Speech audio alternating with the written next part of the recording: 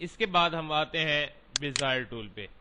Bezier tool, इस tool की मदद से आप कोई भी त्रिकोणीय शेप्स और स्टार वगैरह की शक्ल बना सकते हैं। फॉर एग्जांपल मैं बेज़ियर टूल पे क्लिक करता हूँ, यहाँ पे क्लिक किया, यहाँ पे क्लिक किया, मैं चाहता हूँ कि एक स्टार बना लूँ, तो इस तरीके से आप क्लिक करते रहें, ये जी आपका स्टार बन गया।